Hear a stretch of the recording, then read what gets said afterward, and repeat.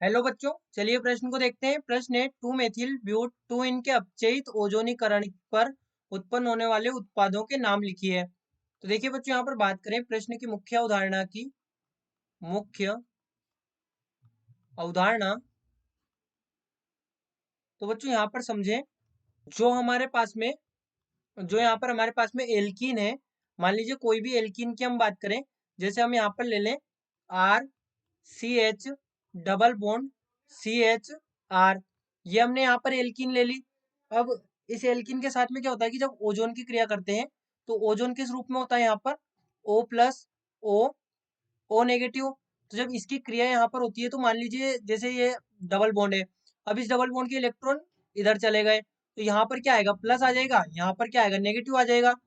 तो ये वाला जो पॉजिटिव और ये वाला जो नेगेटिव है, ये मान लीजिए यहाँ पर आया है नेगेटिव और यहाँ पर आया है पॉजिटिव। क्यों आएगा, क्योंकि इस बॉन्ड के इलेक्ट्रॉन इधर चलेगा तो यहाँ पर नेगेटिव आ गया। तो ये जो पॉजिटिव वाला पार्ट है ये इससे जाके जुड़ जाएगा, जो नेगेटिव वाला पार्ट है वो इससे जाके जुड़ जाएगा। तो यहाँ पर हम इसे इस प्रकार से लिखेंगे आर सी एच ओ और यहाँ पर ये सी एच ओ और ये ओ और यहाँ पर ये हो जाएगा आर।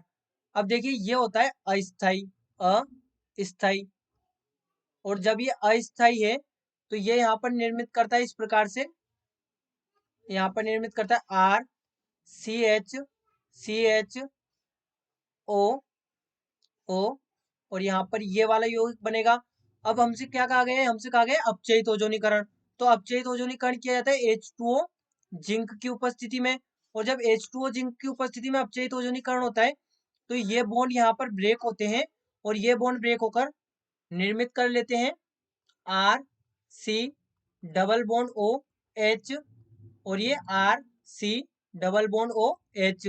यहाँ पर कीटोन भी बन सकता है यदि हम यहाँ पर आर लिख देते, यदि हम यहाँ पर आर लिख देते और यहाँ पर आर लिख देते तो हमारे पास में ये कीटोन बन जाता। अभी हम यहाँ पर हाइड्रोजन लेकर चल रहे हैं तो यहाँ पर हाइड्रोजन ही लिखे तो यहाँ पर ये एल्डिहाइड बन गया। अब हमें जो यौगिक दिया गया है 2 मेथिल ब्यूटूइन, तो इसको हम यहाँ पर लिखें। ये हमारे पास में पहले तो हम ब्यूटेन बना लें, तो ये ब्यूटेन हमारे पास में होगा CH2 CH2 CH3 ब्यूटेन हो गया। अब इसमें क्या कहा गया है, 2 मेथिल और 2 इन। तो यहाँ पर देखिए सबसे पहले तो हम यहाँ पर लिखेंगे 2 इन, तो ये हमारे पास में हो जाएगा डबल बॉन्ड, तो ये 2 इन हो गया। और इसके बाद में कहा गया है 2 मेथिल, यानी कि 2 नंबर पे हमारे पास में मेथिल हो गया।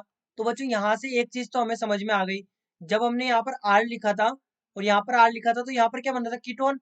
यानी कि ये तो पक्का है कि इससे तो कीटोन बनने वाला है। तो हम यहाँ पर अभिक्रिया को समझे तो ओजोन की क्रिया कर रहे हैं H2O जिंक की उपस्थिति में। तो यहाँ पर क्या हुआ है कि ये जो अभिक्रिया हुई है, इस अभिक्रिया को यदि साधारणतया देखें तो यहाँ पर से ये बॉन्ड टूटा है और यहाँ पर भी ऑक्सीजन लग गया, यहाँ पर भी ऑक्सीजन लग गया।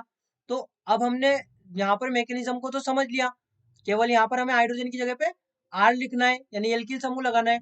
तो हम यहाँ पर क्या करेंगे, डायरेक्ट इस अभिक्रिया को देखें, मैकेनिज्म हमने समझ लिया।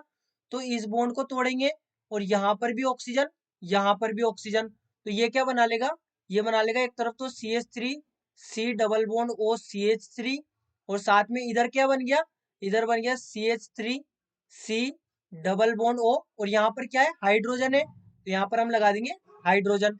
तो यहाँ पर ये तो हमारे पास में बन गया एसीटोन, एसीटोन। और ये हमारे पास में बन गया एसीटेल्डिहाइड, एसीटेल्डिहाइड,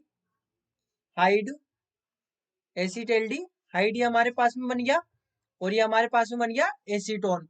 तो इस प्रकार से हम समझ सकते हैं कि जो 2 मेथिल ब्यूटूइन दिया गया था, इसका जब अपचयित ओजोनीकरण करेंगे तो हमें एसीटोन प्राप्त होगा और एसीटेल्डिहाइड प्राप्त होगा। तो बच्चों आशा करते हैं आपको प्रश्न समझ आया होगा। धन्यवाद।